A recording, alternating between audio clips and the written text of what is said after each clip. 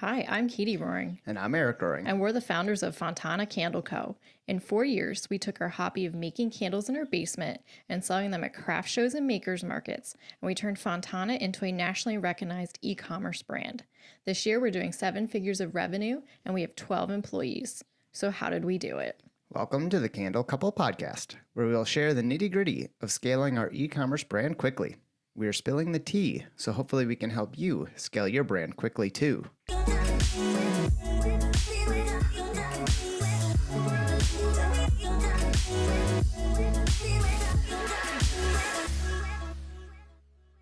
This is episode 18, How to Market Your Candle Business in 2023. Like and subscribe for more e-commerce success tips so you can build a 7-figure e-commerce brand quickly too.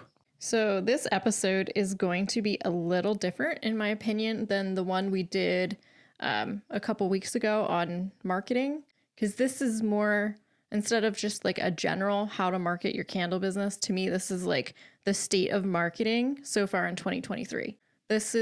We're in Q2, we're in April 2023. So this is how I'm pivoting our strategy based on how I feel our ads have performed so far this year. So you're changing and adapting our strategy based on what has been happening in the last months and year. So Eric's insight into marketing is when it's not working and it's too expensive. He's always the first one to be like, yeah, turn that off. Sorry, there's no return there. Yep. Prove to me that it's working. So I guess to start, what kind of strategy do we have? What kind of avenues do we play in? We play in influencer, pay-per-click, ads, and giveaways, promotions. Well, we do a lot of social content. Yep. Our main avenue of marketing is organic social. So organic social is basically all of the posts that we do on our social media that we are not paying to hit the algorithm. And that's probably, for anyone who's just starting, this is probably the easiest, most cost-effective way to start marketing their candle company, right? Or like, any of their companies. Basically, in my opinion, you have to be posting on social media every day. That's on your Facebook page. That's on your Instagram account. Your TikTok your accounts. YouTube. Like, right. You have to be posting everywhere, every day. That's a non-negotiable. So that's you making something of us making a candle and posting it on Fontana's accounts. Yes. Okay. Cheap and effective. Used to be very effective. And that's where I'm seeing a change that people are not as engaged on social as they used to be, even a couple months ago. Okay. Our engagement has dropped dramatically. And I think it's interesting because our content has gotten, in my opinion, better and better. And we have a stronger organic strategy than ever. And we have someone on our team that specializes in organic strategy. The better our content gets, the less engagement we have. So in my mind, that tells me, and I'm not the only one that's seeing that. Like, we talk to a lot of people that have businesses and, marketing, and they're seeing the same things. Like, engagement is down across the board. It's like during the pandemic, engagement was at the all-time high. And now people are back to living their lives. I mean, I personally am starting to get sick of social media.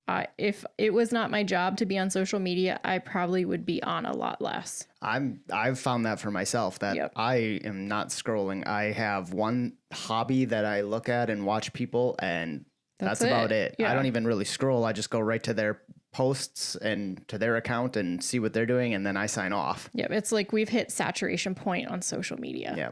But that doesn't mean I would stop posting. No. Like, you still have to be active, right? Yes. Yeah. Like, I would never stop posting because, Instagram's always been the huge driver of traffic for us. It's just, hey, we're not reaching as many accounts as we used to because people actually just want to go out and live their lives. So you almost have to treat your social media account as almost an extension of your website. As somebody hears about Fontana, they're going to go check us out on social. Yep. And there has to be something active on there. Yes. It kind of, if you don't post for a while, it looks like you've gone out of business or something's wrong. Yeah. Right. Yeah. So I would, it's a non-negotiable to stay active on social. And you never know. It's kind of, to me, it's like winning the lottery. You never know which reel or post is going to go viral. Right. You can go viral anytime. So why keep playing the game? So you got to be fishing to catch a fish. Yeah. You got to play the game to win. Makes sense. Yeah. To me, Although engagement's down, keep plugging away at social. So that anyone who's just starting or growing, that's the number one thing. Post on your social media, put the effort in. Even though it might not turn around big sales right away, it's cheap. Yes, it's time consuming, but it has to be done. Yeah. And I mean, if you have a niche, which you should have if you're following our videos, just play in your niche on social. Establish yourself as the leader in your niche on social, and it will have a good return for you. Because our niche is health and wellness, and your posts that are educational do really well. They perform the best. Right. It's not, hey, buy this candle. No. Those perform the worst. Right. Yeah. People don't want to be sold to anymore. No. People are done with that. Provide value. Right. And that's not through, hey, buy my candle. No. Video content. We talked about this when we had Logan on. Video content's still king. The algorithm wants to see video content. That's still where we're really investing heavily, is our video content. And like Logan said, it lives forever. Yes. And you never know when somebody's going to pick it up or when something comes back into vogue and will run. Video content, we've been focusing on TikTok. I cannot get the TikTok algorithm to work in our favor. The TikTok algorithm does not like us. We're not kitschy enough for TikTok. I mean, it really seems to be like storytelling's huge on TikTok. That takes a lot of time. I could do it, but I'm not seeing the return yet for us on TikTok. And it's like, how much effort do I put into it to create additional content when I don't see it working at this point? So I'm really trying to, again, ask myself the question, because I know another company that was extremely successful on TikTok, constantly viral, every day viral on TikTok, has hundreds of thousands of followers on TikTok. Their TikTok algorithm's crap right now too. They don't have the engagement either. So it's like, is that app saturated? Well, when you look at it, and you look at our videos that perform versus which ones don't perform, we have both very organic, you holding up your phone and taking a shot of something that takes 10 seconds. Yep. We also have highly curated, professionally done. Where we spent hundreds of dollars on shoots. Right. Yeah. And which ones perform better?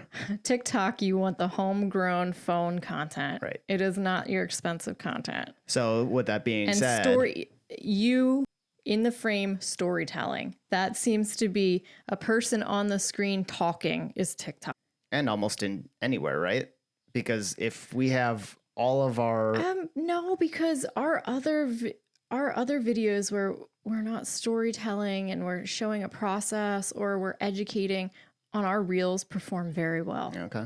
But someone starting doesn't have to spend hundreds of dollars on curated content. They can just take their phone. Not anymore. Right? Yeah, not anymore. You used to, but no. Not anymore. No, not anymore. Just get the phone in front of your face and start recording something. And I'm really focusing, since the TikTok has not been performing, I've been sort of focusing on the YouTube Shorts, because I feel like right now the algorithm on YouTube is really, really picking up those videos.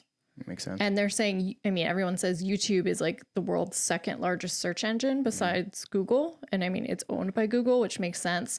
So if Google picks up on your search pages one of your videos, boom, golden. Have you heard of Lemon8? No. Not Lemonade, Lemon8. No. Apparently it's the sister company of TikTok. And I mean, I've always heard that the earliest adapters of the social media get the most followers, because it makes sense. And I've never been an early adapter to social media. So now I'm wondering if Fontana is one of the first Lemon8 accounts. There's, I think, hundreds of thousands of people downloading that app every day right now. Oh. So it's something that Trinity and I, basically my marketing assistant, we're looking at. Working on? Yep. Okay. So. All right. So we have our social media posts that are going out on our accounts. What else do we have? Pay per click. Yes. PPC. Yep, PPC. So in quarter one, I think I did do quite a bit of work on Facebook ads. I mean, I was running them pretty heavily. I had a couple different variations of ads going on. It's just an expensive option right now. I can tell. I do all of the account reconciliation, and it's expensive. Yeah, the CAC, your customer acquisition cost. I mean, it's higher for us than the average order value. Yeah. So there was one point, was it last quarter or last quarter of last year? It was like $46 per customer acquisition. When our average order value is $60. That's expensive. I mean, there's so much debate right now. They're saying, Apple's iOS change basically killed PPC. And we never ran enough PPC before the iOS change for me to know like the golden days of PPC. We really missed those days. Yeah. So I don't know what it was like when it was good. And I listened to a lot of podcasts, and I heard a marketing podcast of someone who does very well still with PPC on Facebook ads. And he's like, well, if your ad isn't performing, it's because it sucks. And you need to really continue, making 200 different variations of each one and A/B test out the wazoo. And then you need a specialized landing page that you're taking them to that continues to tell the story instead of just your homepage. Like your homepage isn't good enough to send people to from PPC. And we don't have the time, staffing, money to do all that. I have been building out a landing page. I've been working on it for weeks. Right. But you didn't get to do it overnight. No, I've been working on it for weeks. Right. I mean, and you get to work on it a couple minutes at a time while you're doing all of the other stuff. Yes. Right. So that's something really easy if you have a multi-million-dollar marketing budget. Yep. And easy for some big podcaster to say that. But when you're starting out or you don't have that team, that's not feasible. And I mean, okay, great. Say I spend hundreds of hours building out this amazing landing page. Are people still, like, again, people are done with social media right now. So I scroll right by every ad on my feed. As do I. I never click on them. Never. The question always is time cost. Yep. Do I put my resources and my time into this, or do I pivot to try something else? Yep. So that's still something I'm thinking about. Do I continue to A/B test and PPC or just let it go? Right. And you always have to almost have something PPC wise, it feels like, but that's not where you put most of your effort. I feel like when your company reaches a certain level, and I feel like we're there at a $1 million+ company, you need to always be spending money on marketing. You can't get away with not. Yeah, right. You have to have something running. It takes money. Yeah, it takes money to make money. Yeah. So I am focusing on Google ads because I feel like people are kind of done with social. They're done with social ads, but people are still searching Google for. I'm still searching Google, and I think that's something that people will always do. It's just such a habit. It's it's ingrained in the culture. You have a question, you're going to search Google for it. I don't remember the last time I really ever went directly typed in a URL. Yeah. I always just go to a search engine and type it in and go. Yeah. And so to me, that's something that's always going to be around. And in my opinion, Google ads are warmer leads because people are already searching for what you're offering. That's why you're showing up. So it's to me, it's down the funnel, the marketing funnel, and it's not at the top. Like a Facebook ad to me is more at the top of the funnel because they didn't ask to see your ad. It just happened to be in a demographic that you wanted that ad to get in front of. But in Google, they're already searching for something specific because they need to take an action. Right. Hypothetically. Yeah, that makes total sense. So to me, that's a warmer lead. I'm more comfortable putting marketing dollars on Google ads, and I really have ramped up our Google. I've noticed. Have you? Yeah, I've noticed. But I would say like we've had good traffic lately. We have. Yeah, it definitely feels like of the items we're paying for, that PPC is starting to come back. Google PPC, not is starting social to come back. PPC. Right. Yep. I'm also going to spend some money again with our agency that we worked with SEO because we worked with SEO probably a year and a half, 2 years ago with them, and they did an amazing job. And we do rank really high organically on Google, but it's like I want to have a checkup with them. Yep. Checkup, and now that we're offering more and more products, we need to get those in front of people as well. Because our bath soaks aren't ranking so well. Right. So that's something I know that we need to work on. We have really focused on podcasts in the wellness niche. I think we tried 3 different podcasts. Yeah. To me, although we really, really niched down, again, they don't convert. The Just Ingredients podcast, she has sent probably about 40 transactions our way. That discount code. So we have a specific discount code for each podcast so we can really dive into which podcast converts and which ones don't. So make sure if you're doing these campaigns, you do have your discount code set up so you can really see what's driving your sales. And then I would say that is something that we are really trying to refine is the analytics of all of the marketing spend, understanding what our customer acquisition costs are, understanding what our return is on each of these advertisements. It's really difficult to get that information. It's not my strong suit. Yeah, it's not mine either. I mean, we have a couple friends who are in, have their own business, and that is their expertise, and they can rattle off all their stats. And I'm just like, where did you get that? Yeah, I have no idea where to find all that stuff. I think we're at the point where we need to invest in a different software. Yeah. I think it's called Triple Whale. And I think it aggregates all of that data. So then we would have a dashboard for our marketing spend. Yeah, it might be something to look at then. I think that's where we are. Yeah. We need to really keep refining our marketing KPIs. Makes sense. Because I'll keep spending until you tell me not to. Okay, stop spending. You want to talk about our influencer program? Yeah, let's talk about our influencer program. What are we working on? We've spent a ton of money on new systems and softwares for this influencer thing. Yeah, and I'm not crazy about it, to be honest. Actually. So if you watched our video about our software, you'll know that we went with Upfluence for our affiliate software. I would probably yank it if it didn't take so long to get. And is it because of the softwares or just because of the personalities of influencers now and their demands? Is it a combination of both? I would say the software isn't as easy to use as we were sold on. And I would say in the transition, I feel like we may have lost some influencers because the transition was not smooth and there were bumps in the road. And I feel like our campaigns, we don't pay we don't pay a flat rate. We pay for when they convert and make a sale. We pay for performance. We pay for performance. And I feel like a lot of the influencers don't put effort in for that anymore. Yep. They want a flat rate. So I feel like, I don't know.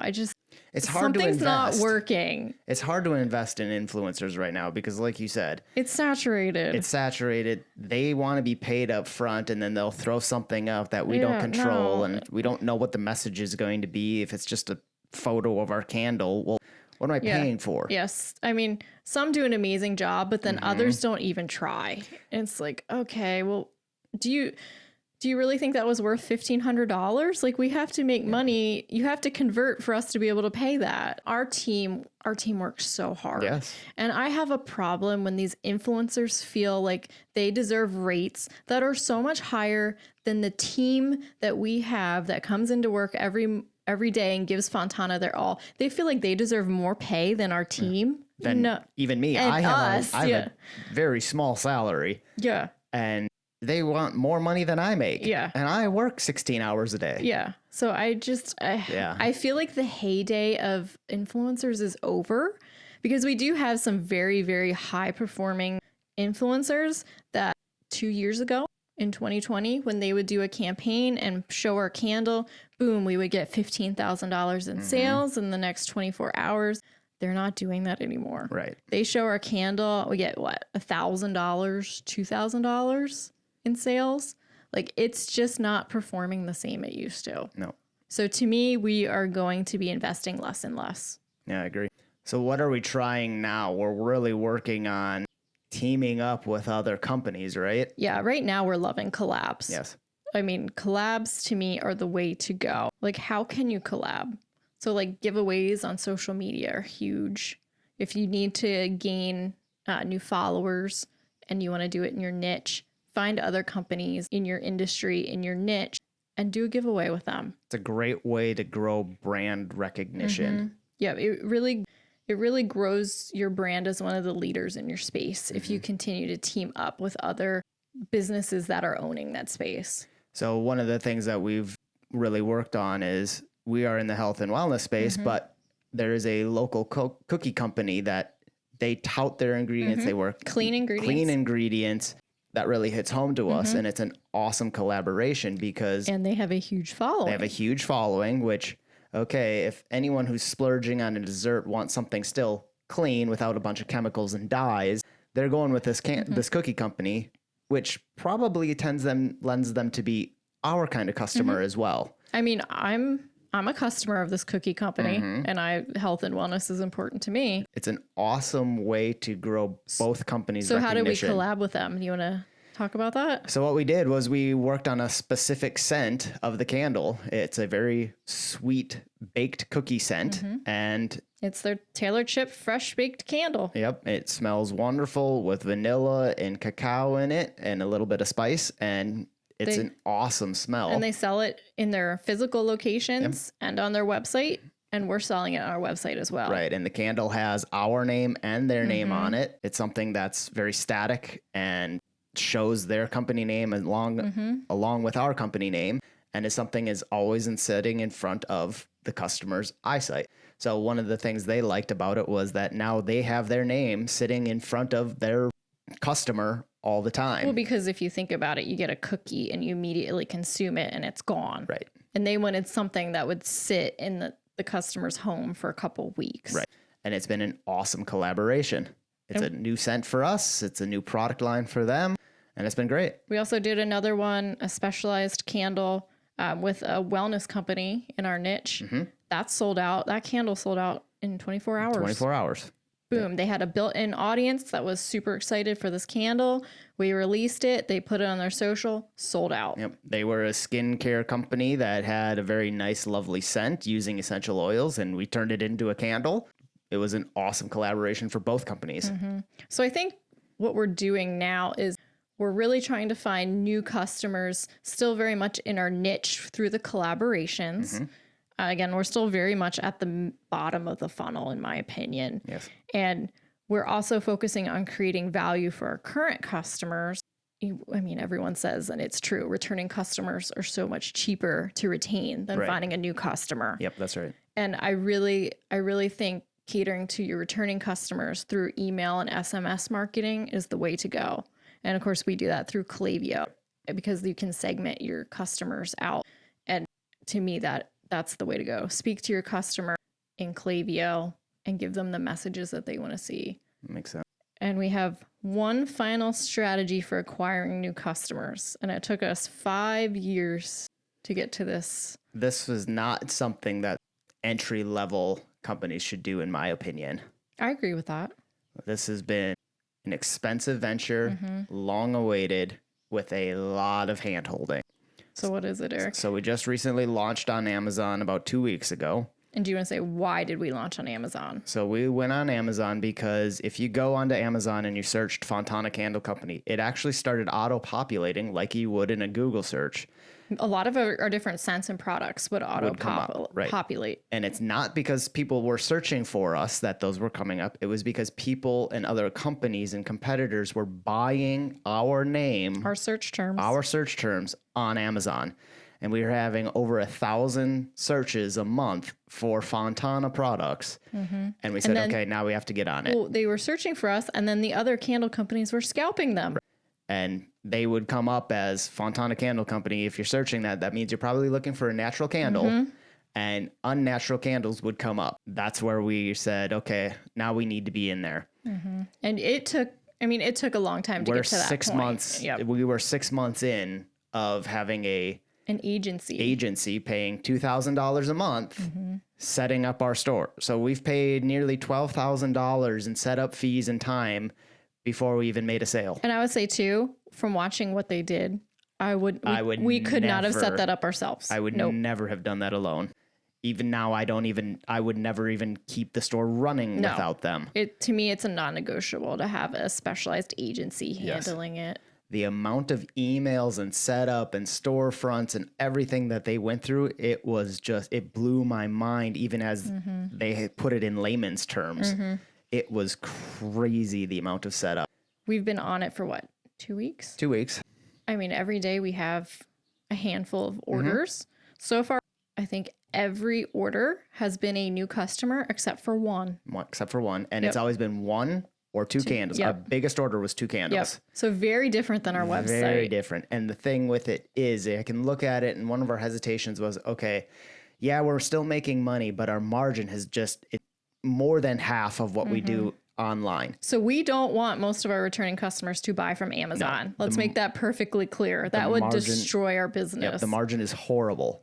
But if you think of it as an avenue of customer acquisition, we are actually getting paid $10 a sale for a new customer rather than paying $30 for a new customer.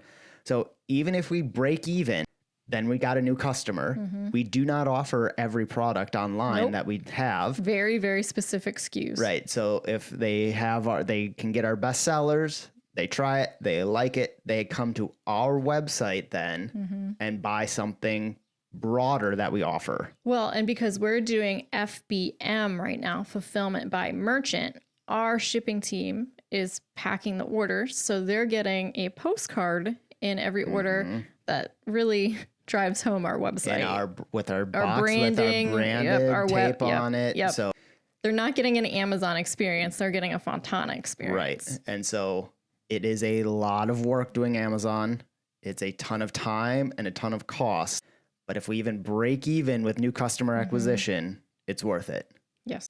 So with marketing, to me, the most important thing is keep your business as visible as you can afford to, as you have the time and the money and the resources to get yourself out there. Really know who your customer is, how to find your customer, how to talk to your customer. But then really, really try to look at your data, figure out what's working, what's not working, and don't be afraid to pivot. Yep. You got to pivot to succeed. That's right. Subscribe and follow along for more e-commerce success tips so you can build a 7-figure e-commerce brand too.